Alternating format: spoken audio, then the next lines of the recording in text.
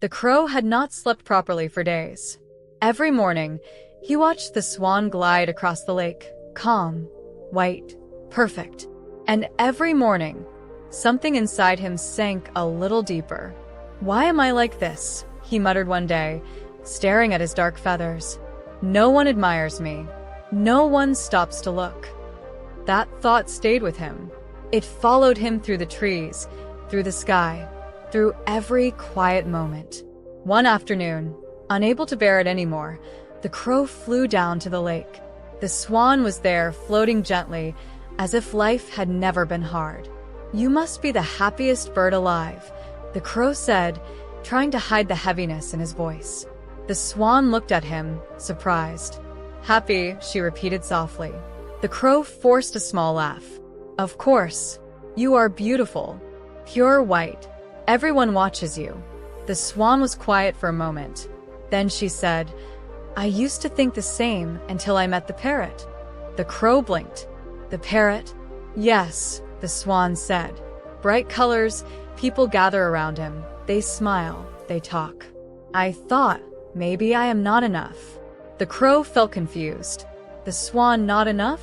Without wasting time, he flew off to find the parrot. It did not take long. The parrot was surrounded by people, just as the swan had said. "Your life must be perfect," the crow said, landing beside him. The parrot sighed. "You see colors," he said slowly, "but you do not see the cage." The crow looked around. The bars were real. The wings clipped. "I cannot fly where I want," the parrot continued. "I cannot choose my sky." The crow stepped back. Something did not feel right anymore. Still searching, he flew further until he found a peacock in a large garden. The peacock stood tall, shimmering under the sun. People gathered, whispering, pointing, admiring. "This must be it," the crow thought. He walked closer. "You must be the most fulfilled of us all," the crow said. The peacock turned his head slowly. "For a moment, yes," he said. "When they clap, when they watch." He paused.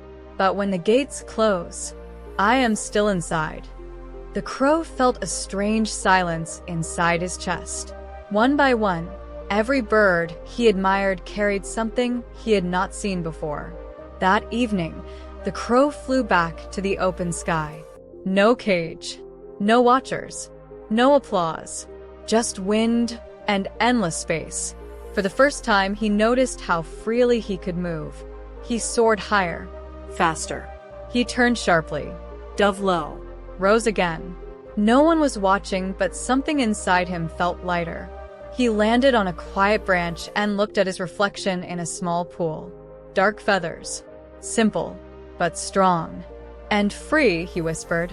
The next morning, the swan saw the crow again. This time, he was not staring.